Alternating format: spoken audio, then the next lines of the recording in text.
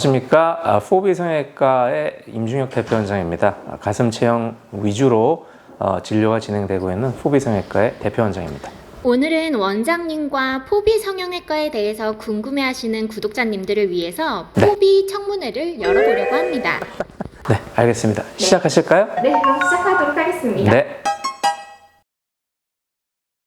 잘 모르시는 분들은, 나이 드신 분들은 옛날에 이제 두루마리 화장지, 엠보싱 화장지 이름 생각난다고 하시는 분들도 계신데요. 맞아요. 네, 저희가 생각을 한 것은 For Breast, For Body 해가지고 체형을 위한 병원이다 라는 의미가 있고요. 역시 Beautiful Breast, Beautiful Body라고 해서 B가 4개가 들어간 4B를 중의적으로 이름으로 만들었습니다. 저희 병원 로고를 보시면 B자인데 원형이 하나는 비어있고 하나는 닫혀있거든요. 이거를 옆으로 돌리게 되면 동그라미가 가슴을 의미하는데요. 비었던 가슴을 채워준다. 일종의 가슴 확대 수술을 약간 의미한 그런 로고이기도 합니다. 제 전문의 이후에 경력은 25년 정도가 되고요. 가슴 수술만 중점으로 한 지는 이제 15년 정도 되는 것 같습니다. 그러면 수술 케이스는 몇 건 정도 되시나요? 아이고, 통계청에서 나오셨나 봐요. 그런 것까지 다. 정확하게 카운트는 제가 다 해보지는 않았습니다만 대략 한 5,000 케이스 정도 되지 않을까 싶기는 해요. 네. 그 변화와 발맞추어서 보형물도 변화가 많이 있었었고요. 2000년대 말에서부터 2010년대 초반까지는 무조건 자연스러운 것들을 많이 원했습니다. 주변에 가슴 수술을 한 거가 들키는 거에 대해서 많이 꺼려하는 분위기가 많았기 때문에 무조건 보기에 자연스러운 가슴을 많이 원했고요. 그 이후로는 좀 더 크기 중심 그리고 촉감 중심으로 환자분들의 기호가 많이 변했어요. 그래서 과거보다는 지금 사용하는 일반적인 보형물의 사이즈도 많이 커졌고요. 그리고 보형물의 종류도 촉감이 좀 단단한 거에서부터 좀 더 부드러운 것으로 많이 변화가 있었습니다.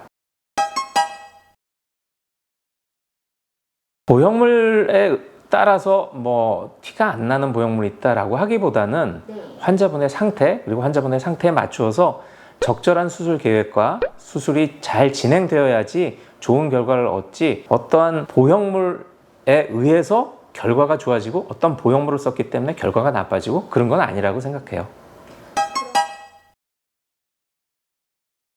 가슴 수술 후에 이제 부작용 중에 가슴이 딱딱해지는 경우가 있는데 그걸 구형구축이라고 하는데 그 원인은 보형물을 둘러싼 흉 조직이 많이 단단해지는 거거든요. 근데 재밌게 켈로이드 환자분이라고 해서 구형구축이 더 많이 오지는 않습니다. 켈로이드이기 때문에 나는 수술하면 결과가 딱딱해질 거야, 이렇게 고민하실 필요는 없고요. 그리고 환자분들이 켈로이드 체질이라고 알고 계시지만 엄밀하게 의학적으로는 켈로이드 체질이 아닌 분들이 많이 있어요. 그냥 단순히 살성이 좀 안 좋으신 분들이 많이 있죠. 그렇기 때문에 수술을 깔끔하고 꼼꼼하게 생각하면 생각보다 그렇게 수술 흉터가 많이 나쁘지는 않습니다. 그리고 또 하나의 팁을 드리자면 아무래도 흉터에 대해서 예민하고 걱정이 되신다라고 하면 유륜이나 밑선보다는 겨드랑이를 하는 게 가슴 쪽에 흉이 안 남고 그리고 겨드랑이 쪽에 피부에 텐션이 조금 덜 걸리기 때문에 흉이 조금 더 좋게 눈에 덜 띄게 나오는 경우들이 좀 많이 있을 수가 있어요. 그럼 원장님이 예쁘게 해주시는 거죠?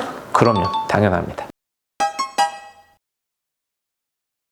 각자 개인차가 있겠죠. 환자분들의 이제 조건도 다를 수가 있고 기대치도 다를 수가 있는데 대부분 상당히 좀 만족해 하시는 것 같아요. 얼마 전에도 몇 년 전에 싱가포르에서 수술 받으신 분이 오랜만에 오셔서 감사하다고 선물 전달해 주시는 경우도 있고 저희 직원도 수술 받으신 경우들도 있고 제가 거의 한 20년 전쯤에는 저한테 이제 가슴 축소 수술 받은 여성분이 계셨는데 7자매가 있으셨는데 한 명 한 명씩 순차적으로 와서 쭉 수술 받으셨던 그런 기억도 있네요. 정말 특별한 경험하셨네요. 네, 특별한 가족분들이셨던 것 같습니다. 네.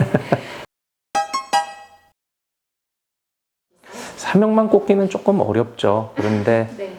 좀 전에 말씀드렸던 그 7자매분도 계시고 가슴이 흔히 말해서 앞뒤가 구분이 안 된다고 이제 좀 심한 농담을 할 정도로 볼륨이 많이 없으셨던 분들 같은 경우에는 흔히 말해서 무에서 유를 창조해 주셨다라고 그렇게 고마워하신 분들도 계셨어요.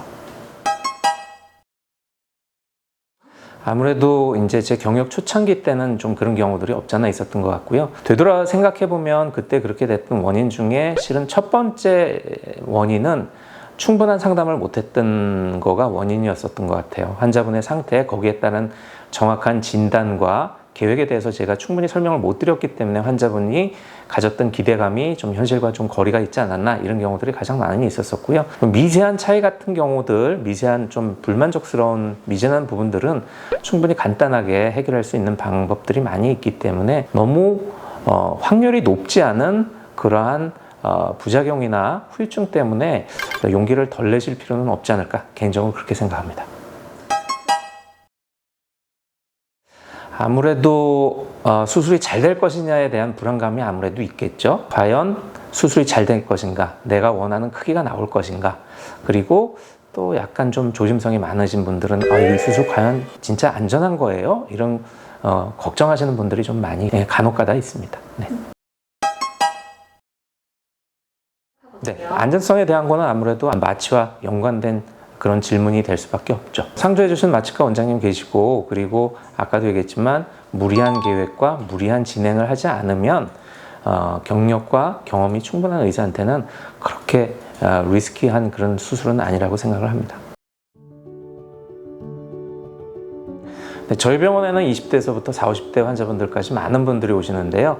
한 30대, 40대, 50대 되신 분들은 한 10년, 20년 이상 많은 고민을 하고선 찾아오십니다. 그런데 그런 분들이 거의 대부분 수술하고 나서 내가 이렇게 좋은 결과, 이렇게 편안하고 안 아플 줄 알았으면 빨리 할 걸, 그래서 미리 못한 거를 아쉬워하시는 경우들이 상당히 많이 있습니다. 심지어 어떤 분들은 병원 앞까지 왔다가 돌아가신 경우도 꽤 많이 있으셨다라고 말씀을 하세요. 아마 그때 병원 문을 용기를 내서 한 걸음만 더 디디셨다면 훨씬 빨리 편안하게 만족스러운 생활을 하실 수 있지 않았을까, 이렇게 생각이 됩니다. 조금만 더 용기를 내셔서 오셔서, 대신 용기를 내가지고 결정했으니까 바로 수술할래, 이러지 말고 본인한테서 나올 수 있는 가장 최상의 결과가 어떤 건지, 그리고 본인이 원한 거와 얼마나 유사한 결과를 얻을 수 있을지 수술 전에 꼼꼼히 상담을 하시고, 그리고 수술을 하시면 수술 후에도 분명히 만족할 만한 결과를 얻으실 거라고 생각합니다. 포비성형외과 임중혁 원장이었습니다. 언제든 용기를 내셔서 상담을 하시고 앞으로 진료를 진행해 나갈 수 있으면 좋을 것 같습니다. 감사합니다.